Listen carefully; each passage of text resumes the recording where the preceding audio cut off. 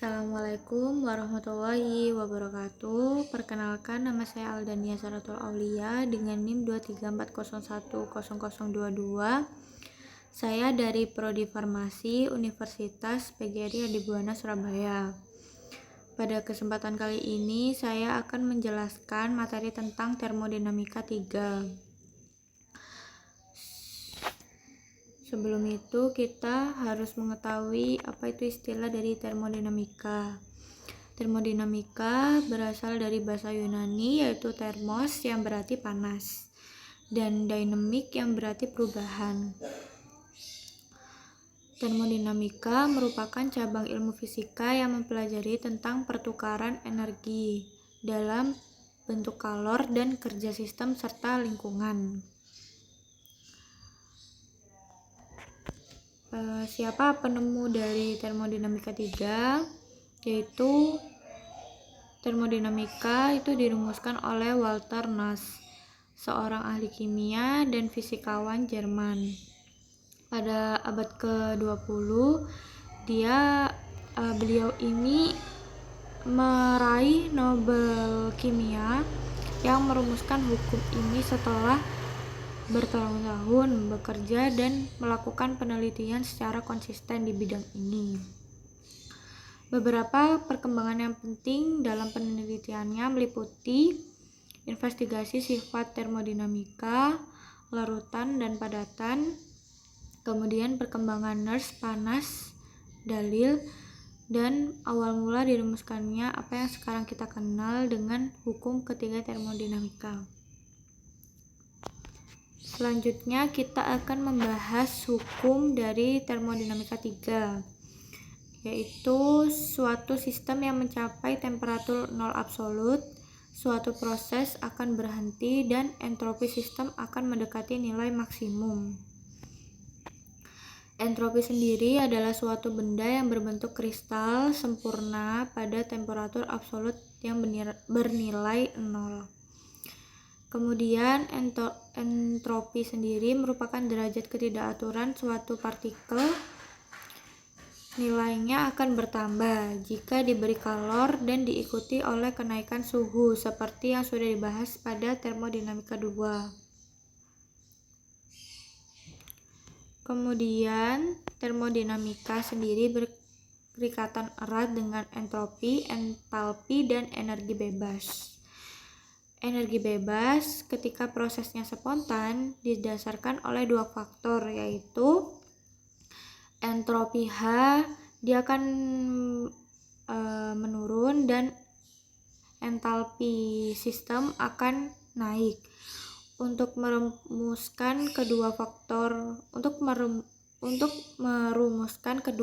tersebut, kita memerlukan sebuah besaran, biasa disebut dengan energi bebas yang dilambangkan oleh delta G. Rumusnya ada di bawah sini, yaitu delta G sama dengan delta H dikurangi T, yaitu temperatur, dan delta S.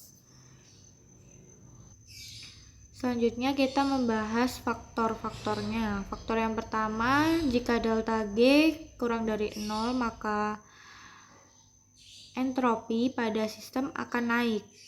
Proses ini disebut proses spontan. Kemudian yang kedua, delta G sama dengan 0, maka dirumuskan delta H dikurangi temperatur dikali dengan delta S. Proses ini disebut juga dengan proses kesetimbangan.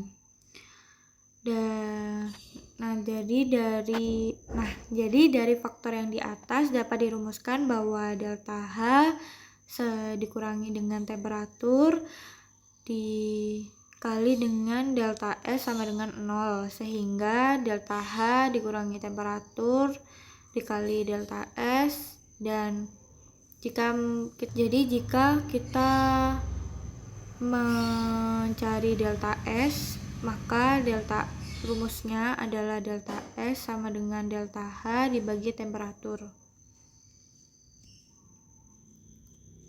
Selanjutnya kita akan membahas energi bebas Gibbs dan energi bebas reaksi. Apa sih energi bebas Gibbs itu? Yaitu suatu fungsi yang menggunakan entalpi dan ketidakaturan pada sebuah sistem. Rumusnya sendiri itu ada delta G sama dengan delta H dikurangi T dikali delta S. Kemudian untuk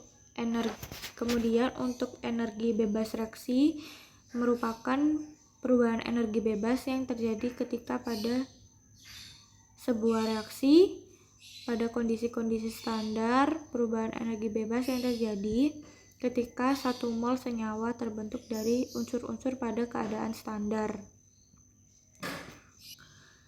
Di sini rumusnya yaitu ini rumus dari energi bebas reaksi, yaitu delta G sama dengan sigma OGP derajat, yaitu produk dikurangi sigma MG derajat, yaitu dikurangi reaktan, jadi produk dikurangi reaktan. Jadi kita langsung ke latihan soalnya. Jadi di sini ada soal, hitunglah energi bebas standar pada delta G derajat, delta H derajat, dan delta S derajat untuk penguraian baku kapur menjadi kapur tohor dan gas dioksida, serta persamaan reaksi berikut.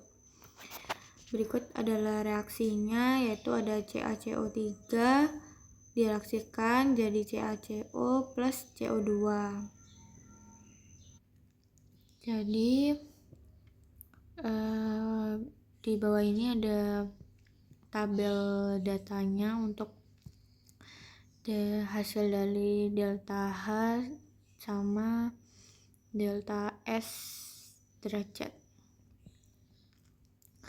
Untuk jawabannya berarti kita pakai rumus yang tadi, yaitu delta H sama dengan delta HF CO2 delta HF CaO dikurangi delta HF CaCO3. Didapatkan hasil, dimasukkan datanya, kemudian didapatkan hasil yaitu 178,5 Kg per mol. Jadi dapat disimpulkan bahwa delta H sama dengan 178,5 diganti dengan 178.500 J per mol, dengan delta S derajat 161 Kg per mol, dengan delta G sama dengan delta H sama dengan T dikali delta S derajat, yaitu kita masukkan datanya, kemudian didapatkan hasil 13,552 Kg per mol. Jadi itu tadi video materi termodinamika 3. Untuk kurang lebihnya saya mohon maaf. Saya akhiri. Wassalamualaikum warahmatullahi wabarakatuh.